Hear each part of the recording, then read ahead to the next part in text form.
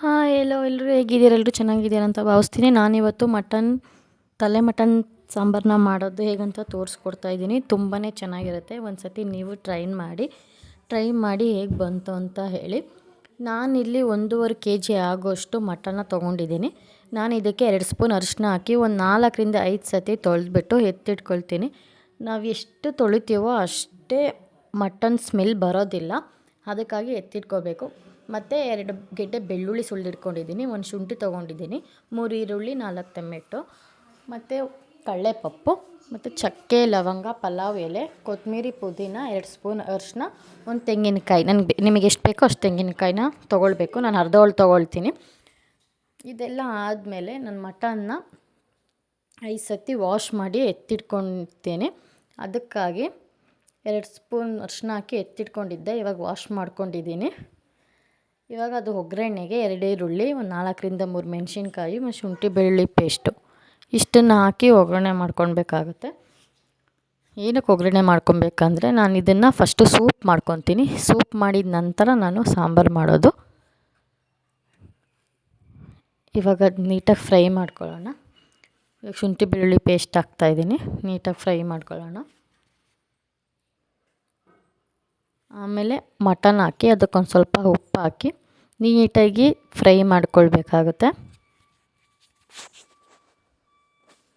ಮತ್ತು 1-2 ಸ್ಪೂನ್ ಅರಿಶಿನ ಹಾಕಿ ನೀಟಾಗಿ ಫ್ರೈ ಮಾಡ್ಕೊಳ್ಳಿ. ನಾವೆಷ್ಟು ಫ್ರೈ ಮಾಡ್ತೀವೋ ಅಷ್ಟೇ ಒಳ್ಳೆಯದು. ಲಿಟಲ್ ಕ್ಲೋಸ್ ಮಾಡಿ ಬಿಟ್ಬಿಡಿ ಒಂದು 1/4 ಗಂಟೆ. ಅದಾದಮೇಲೆ ಈ ಥರ ನೀರೆಲ್ಲ ಇಂಬ್ರಿಕೊಂಡು ಚೆನ್ನಾಗಿ ಫ್ರೈ ಆಗಿರಬೇಕು. ಆಮೇಲೆ ನಾನು ಇದಕ್ಕೆ ಒಂದು ಚೊಂಬಷ್ಟು ನೀರು ಹಾಕ್ತೀನಿ. ಆಮೇಲೆ ಪುದೀನ ಹಾಕ್ತೀನಿ. ಆಮೇಲೆ 1 ಸ್ಪೂನ್ ಖಾರದ ಪುಡಿ, 1 ಸ್ವಲ್ಪ ಧನಿಯಾ ಪುಡಿ, ಇಷ್ಟನ್ನ ನಾನು ಸೂಪ್ಗೆ ತಯಾರು ಮಾಡ್ಕೊಳ್ತೀನಿ. ಇದನ್ನು ನಾವು ಸೂಪ್ ಥರ ಮಾಡ್ಕೊಂಡು ಕುಡಿತೀವಿ. ಸ್ಟಾರ್ಟಿಂಗ್ ನಾನು ಸೂಪ್ ಮಾಡ್ಕೊಂಡು ಸಾಂಬಾರು ಮಾಡೋದು. ಇವಾಗ ಒಂದು 5 ವಿಸಿಲ್ ಓಡಿಸ್ಬೇಕಾಗುತ್ತೆ. ಆಮೇಲೆ ಇದಕ್ಕೆ ಮಸಾಲೆಗೆ ನೋಡೋಣ.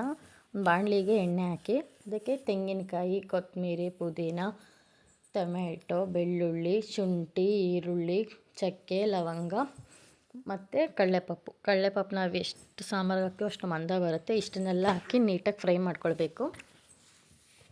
ಇದೆಲ್ಲ ಫ್ರೈ ಮಾಡ್ಕೊಂಡಾದಮೇಲೆ ಲೋ ಫ್ಲೇಮಲ್ಲೇ ಫ್ರೈ ಮಾಡ್ಕೊಳ್ಳಿ. ಯಾಕಂದರೆ ನೀಟಾಗಿ ಒಂದು 15 ನಿಮಿಷ ಇದನ್ನು ಚೆನ್ನಾಗಿ ಫ್ರೈ ಮಾಡ್ಕೊಳ್ಬೇಕು.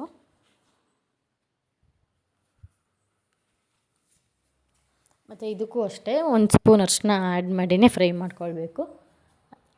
ಹಸಿ ಸ್ಮೆಲ್ ಎಲ್ಲ ಬರೋದಿಲ್ಲ.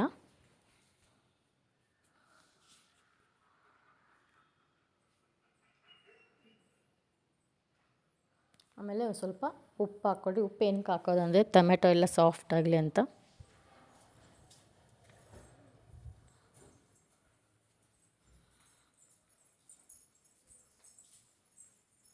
ಆಮೇಲೆ ನೀಟಾಗಿ ಫ್ರೈ ಮಾಡ್ಕೊಳ್ಳಿ.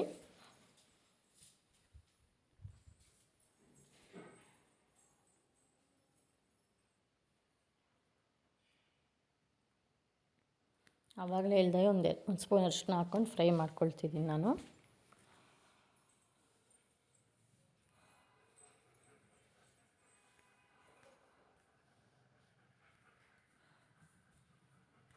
ಲಾಸ್ಟಿಗೆ ನಾನು ಕೊತ್ತಂಬರಿ ಪುದೀನ ಆ್ಯಡ್ ಮಾಡ್ತೀನಿ. ನಾನು ಸ್ಟಾರ್ಟಿಂಗೇ ಆ್ಯಡ್ ಮಾಡಲ್ಲ, ಯಾಕಂದರೆ ತುಂಬ ಸಾಫ್ಟ್ ಆಗಿಬಿಡುತ್ತೆ. ಆ್ಯಡ್ ಮಾಡಿದ ತಕ್ಷಣ ಹಂಗೆ ಒಂದು 5 ನಿಮಿಷ ಆಡಿಸಿ ಆಫ್ ಮಾಡಿಬಿಡ್ಬೇಕು ಗ್ಯಾಸ್ನ.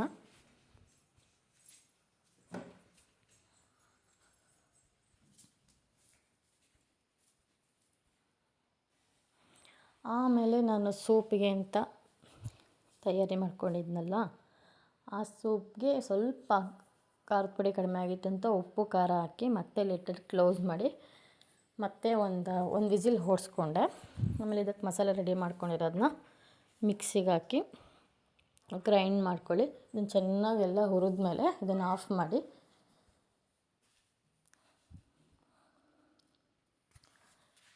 ಇದನ್ನು ನಂತರ ಮಿಕ್ಸಿಗೆ ಹಾಕಿ ಗ್ರೈಂಡ್ ಮಾಡಿ. ಮತ್ತು ಇವಾಗ ಸೂಪು ಕೂಡ ರೆಡಿ ಆಗಿದೆ. ನಾನು ಇದನ್ನು ಒಂದು ಬಟ್ಲು ಎತ್ತಿಟ್ಕೊತೀನಿ. ನೋಡಿ ಎಷ್ಟು ಚೆನ್ನಾಗಿ ಬಂದಿದೆ ಅಂತ. ಇದನ್ನೇ ನಾವು ಸೂಪ್ ಥರ ಕುಡಿತೀವಿ. ಮತ್ತು ಇವಾಗ ರುಬ್ಬಿಟ್ಕೊಂಡಿರೋಂಥ ಮಸಾಲೆನ ಹಾಕ್ತೀನಿ ಇದರೊಳಗಡೆ. ಈಗ ಮಾಡೋದ್ರಿಂದ ತುಂಬ ಟೇಸ್ಟ್ ಬರುತ್ತೆ ಸಾಂಬಾರು.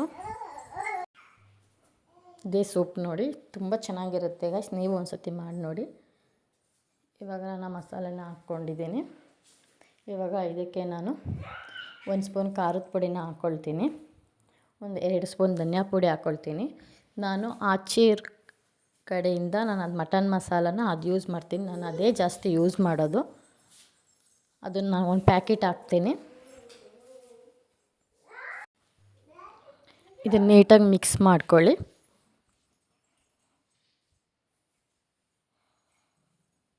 ಮತ್ತು ಇದು ಮಿಕ್ಸ್ ಮಾಡ್ಕೊಂಡಾದ್ಮೇಲೆ ನಿಮಗೆ ಎಷ್ಟು ನೀರು ಬೇಕೋ, ನಿಮಗೆ ಎಷ್ಟು ತೆಳ್ಳಗೆ ಸಾರು ಬೇಕೋ ಅಷ್ಟು ಇದಕ್ಕೆ ನೀರು ಹಾಕ್ಕೊಂಡು ಮತ್ತೆ ನಾನು ಮಸಾಲೆನ ಹಾಕ್ಕೊಳ್ತೀನಿ. ಒಂದು ಸ್ವಲ್ಪ ಗರಂ ಮಸಾಲ ಹಾಕಿದ್ರೂ ತುಂಬ ಚೆನ್ನಾಗಿರುತ್ತೆ, ಅದೇ ನಾನಿವಾಗ ಹಾಕಿಲ್ಲ.